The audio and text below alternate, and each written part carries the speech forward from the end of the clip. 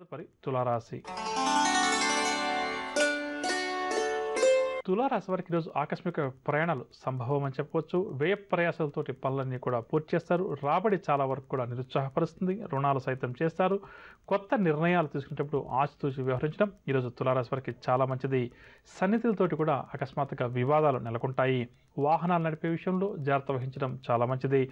పుణ్యక్షేత్రాలు సందర్శిస్తారు. వ్యాపార వర్గాల వరకు వ్యాపార లావాదేవీలు నత్తనకన సాగుతాయి. ఉద్యోగ వర్గాల వరకు ఉద్యోగాల్లో చికాకులు ఎదురవుతాయి. పారిశ్రామిక వర్గాల వరకు ప్రతి పనిలో కూడా శ్రమ అధికంగా ఉంటుంది. సినీ టీవీ కళాకారులకు గందరగోళంగా గడుస్తుంది. విద్యార్థులకు కొన్ని అవకాశాలు చేజారుతాయి. మహిళలు ఇంటి విషయాలపై ఆసక్తి కనబరుస్తారు. విషయాల క్రయ విక్రయాల్లో అనుకున్న లాభాలు చేతికంతాయి. ఇక తులారాశి వారికి వాళ్ళ సూచన రంగు తెలుపు రంగు మరియు కాఫీ రంగు. పరిహారాల విషయానికి వస్తే తులారాశి ప్రతి ఒక్కరు కూడా లక్ష్మీ అమ్మవారిని పూజించడం ఈరోజు చాలా మంచిది. తదుపరి వృశ్చిక రాశి.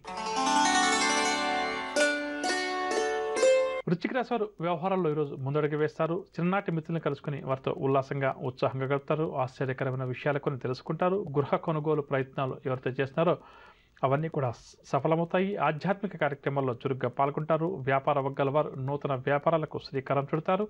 ఉద్యోగ వర్గాల వరకు ఉన్నత స్థాయి అధికారుల నుంచి పిలుపు అందవచ్చు. పారిశ్రామిక రాజకీయ వర్గాల వరకు విదేశీ పర్యటనలు. సినీ టీవీ కళాకారులకు ఈరోజు ఒడిదుడుకులు అధికమవుతాయి. విద్యార్థుల అంచనాలన్నీ కూడా నిజమవుతాయి. మహిళలకు ఆస్తి వాహన యోగ సూచనలు షేర్ల క్రయ విక్రయాలు లాభిస్తాయి. ఇక వృశ్చిక రాశి వారికి వాళ్ళ సూచన రంగు పసుపు రంగు మరియు గులాబీ రంగు. పరిహారాల విషయానికి వస్తే శ్రీ వెంకటేశ్వర స్వామి వారిని పూజించడం ఈరోజు ఈ రాశి వారికి చాలా మంచిది. తదుపరి ధనురాశి. ధనురాశి వారు బంధువుల నుంచి శుభవార్తలు వింటారు. ఆస్తి విషయాల్లో అగ్రిమెంట్లు కూడా చేసుకుంటారు. ఒక ముఖ్యమైన కోర్టు కేసు నుంచి ఈరోజు వీరు బయటపడతారు. కుటుంబంలో గౌరవ మర్యాదలు పొందుతారు. కాంట్రాక్ట్ రంగం వారు ఎట్టకేలకు కాంట్రాక్టులు దక్కించుకుంటారు. పుణ్యక్షేత్రాలు సందర్శిస్తారు. పనులన్నీ కూడా అనుకున్న రీతిలో సాగుతాయి. వ్యాపార వర్గాల వారికి వ్యాపారాలు నూతన ఉత్సాహంతో ముందుకు సాగుతాయి. ఉద్యోగ వర్గాల వారు ఆర్థికంగా బలవంతులవుతారు. రాజకీయ వర్గాల వారికి పదవులు దక్కుతాయి. సినీ టీవీ కళాకారులకు భవిష్యత్ పట్ల కొత్త ఆశలు చిగురిస్తాయి.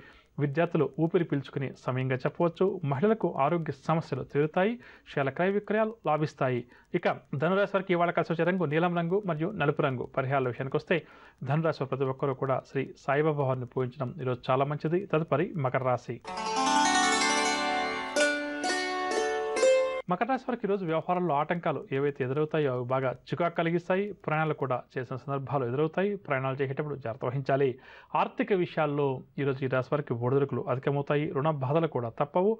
బంధువులతోటి తగాదాలు కూడా నెలకొంటాయి. వాహనాల విషయంలో నిర్లక్ష్యం వహించడం మంచిది కాదు. ఆలయాలు కూడా దర్శిస్తారు.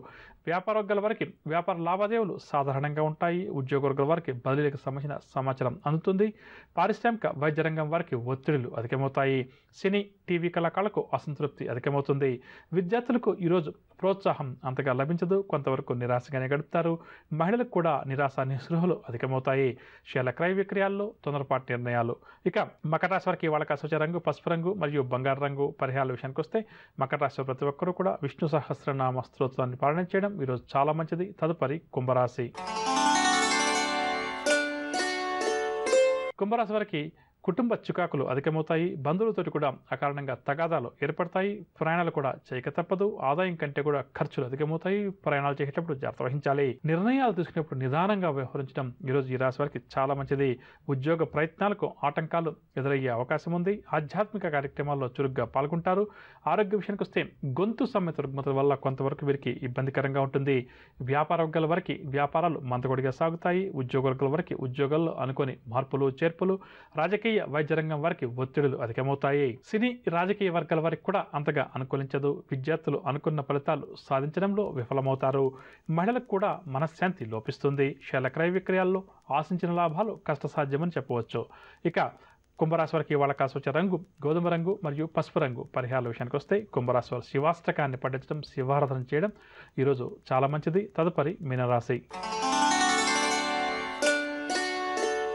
మీనరాశి వారికి కుటుంబ సౌఖ్యం ఏర్పడుతుంది. ఆర్థిక ప్రగతి కూడా ఉంటుంది. విలువైన వస్తువులు కూడా మీనరాశి వారు సేకరిస్తారు. శుభకార్యాల్లో కూడా చురుగ్గా పాల్గొంటారు. వ్యాపార వర్గాల వారికి వ్యాపారంలో మంచి లాభాలు దక్కుతాయి. ఉద్యోగ వర్గాల వారికి ఉద్యోగాల్లో హోదాలు పెరుగుతాయి. పారిశ్రామిక రాజకీయ వర్గాల వారికి ఉత్సాహంగా గడుస్తుంది.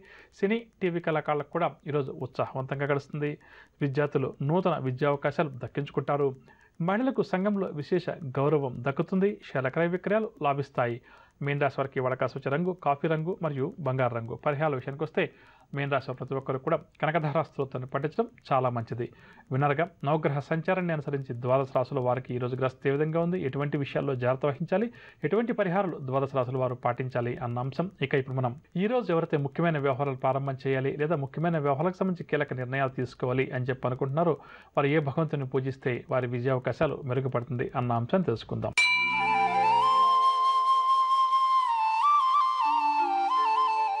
ఈరోజు బుధవారం కావున బుధగ్రహ ఆరాధన చాలా మంచిది. జాతక చక్రంలో బుధగ్రహ దోషం ఎవరికైతే ఉందో అటువంటి వారు ఈరోజు బుధగ్రహానికి సంబంధించినటువంటి పూజాది కార్యక్రమాలు, జపం లాంటి కార్యక్రమాలు నిర్వహించడం మంచిదని చెప్పవచ్చు. ఇక ఈరోజు ముఖ్యమైన వ్యవహారాలు ప్రారంభం చేయాలి లేదా ముఖ్యమైన వ్యవహారాలకు సంబంధించి కీలక నిర్ణయాలు తీసుకోవాలని చెప్పి అనుకునేవారు గణపతిని మరియు శ్రీ సుబ్రహ్మణ్య స్వామి వారిని పూజించాలి. ఆ తర్వాత ఈరోజు కుమార షష్ఠి కాబట్టి ప్రతి ఒక్కరూ కూడా శ్రీ సుబ్రహ్మణ్య స్వామి వారికి యథాశక్తిగా అభిషేకాది కార్యక్రమాలు నిర్వహించడం వల్ల రుణ బాధలు, ఆరోగ్య సమస్యలు, ఆర్థిక సమస్యలు ఏవైతే ఉన్నాయో, వివాహం కోసం చేసే ప్రయత్నాలు ఏవైతే ఫలించడం లేదో అవన్నీ కూడా సమసిపోతాయని చెప్పవచ్చు.